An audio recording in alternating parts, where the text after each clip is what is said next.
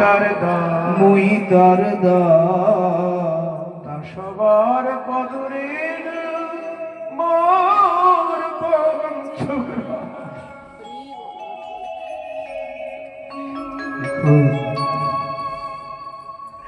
তাহলে দাসীদের অধিকার বা মঞ্জরীদের অধিকার, যে প্রথমে যেটা আরম্ভ করেছিলাম, রাগের ভজন পদ কহিয়ে বেবি মন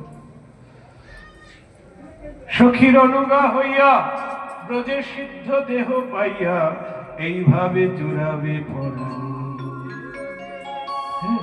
ব্রজের সিদ্ধ দেহ প্রাপ্ত হতে হবে, মঞ্জুরি স্বরূপে দেহ বৈষ্ণব গুরুর কাছে প্রাপ্ত হতে হবে। দেহের সিদ্ধ স্বরূপে পরিচয় দিয়ে দিবেন, ভাবনাটা করতে হবে নিজেকে। দেখো, যেমন আপনি মনে মনে সংকল্প করলেন 5 তলা বাড়ি বানাবো মনে মনে, তারপর ইঞ্জিনিয়ার এসে নকশা করে দিলেন, ম্যাপ তৈরি করে দিলেন, তারপর এবার রাজমিস্ত্রিকে বললেন এই নকশা দেখে বিল্ডিং বানিয়ে দাও। তেমনি আমাদের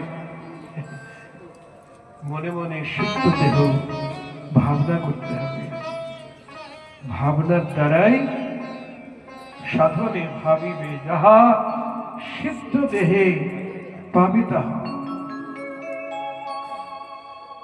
অনেক গুরুদেব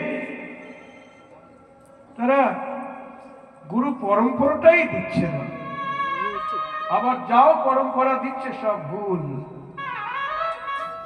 বলছেন নিত্যানন্দ পরিবার আমাদের, কালকে একজন বলছেন আমার নিত্যানন্দ পরিবার, গুরুদেব বলেছেন। আচ্ছা তোমার প্রণালী দিয়েছে? বলছে হ্যাঁ আমি গুরুদেব 15, আমি 16। আচ্ছা তোমার প্রণালীটা একটু বড়, একটু বলো। প্রথমে রূপ গোস্বামী, তারপর সনাতন গোস্বামী, তারপর এই সেই। বলছে নিত্যানন্দের নাম কই আছে? বলছে না।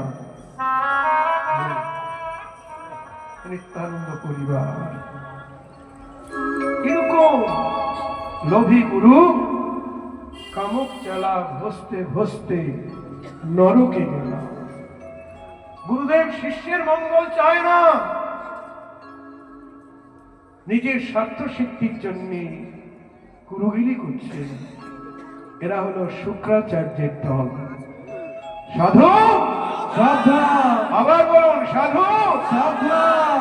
যদি কেউ ভুল পথে গিয়ে থাকেন আবার ফিরে আসুন, সময় আছে। এই দুর্লভ মানব জন্ম আর হবে না, এটাই ধরে নিতে হবে। ভুল রাস্তা, গুরু পরম্পরা পেতে হবে, সেই সঙ্গে সিদ্ধ পরম্পরা। ওই যে সিদ্ধ দেহ করিয়া ভাবন বলা হলো না, সিদ্ধ পরম্পরা মানে মঞ্জরি স্বরূপের পরিচয়। যেমন গুরুদেব আমার নবদ্বীপের একটি নাম দিয়েছে, আমি যখন গৌর কিশোরের সেবা করব তখন আমি আমার কিশোর ভাব, আমার 12-13 বছর বয়স, কিশোর বয়স না হলে বুড়ো মানুষ হলে তো সেবা করতে পারবো না। ভাবনার দ্বারা আমাকে গৌর কিশোরের সেবা করতে গেলে কিশোর ব্রাহ্মণ কুমার হতে হবে। আর যখনই আমি ব্রজে রাধা কৃষ্ণের যুগল সেবা করব তখনই আমাকে রাধারানীর চরণের দাসী হতে হবে। মনে নিজ সিদ্ধ দেহ করিয়া ভাবন। শ্রী গুরু চরণাম্বুজ কৃপামৃত সিক্তা কিশোরী গোপ বনিতা ভূষিতা। নিজেকে কিশোরী ভাবতে হবে, গোপবনিতা ভাবতে হবে। আমি গোয়ালার ঘরের বউ, আমি কিশোরী, আমার বিয়ে হয়ে গেছে, বিয়ে তো হতেই হবে, তাহলে পরকীয়ার রস আস্বাদন হবে না। রাধারানীরও স্বামী আছে, ললিতা বিশাখাদি সতীগণের সবার স্বামী আছে। দেখো গোবিন্দ পরকীয়া লীলা আস্বাদন করতে তো এসেছেন নাকি? বৈকুণ্ঠাব্দে নাহি যে লীলার প্রচার, সেই লীলা করিব যাতে মোর চমৎকার।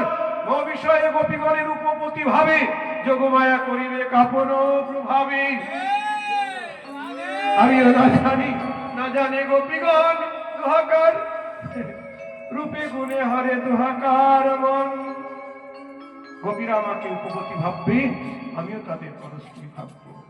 পরকীয়া ভাবে অতি রসের উল্লাস, ব্রজবিনা হইয়া নহে অন্যত্র কোথাও বাস। অন্যত্র কোথাও বা। তাহলে মায়েরা বলুন, কৃষ্ণকে কিভাবে ভালোবাসতে হবে বলুন? কিভাবে? প্রতিরূপে? হ্যাঁ, প্রতিরূপে? হ্যাঁ, উপপতি রূপে। জয় রাধে রাধে রাধে।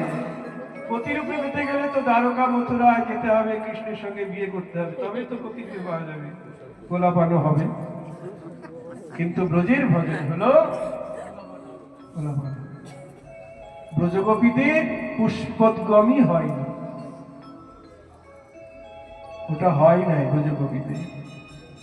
কিশোরী, ওই জন্য কিশোরী, নিত্য কিশোরী। জয় রাধে।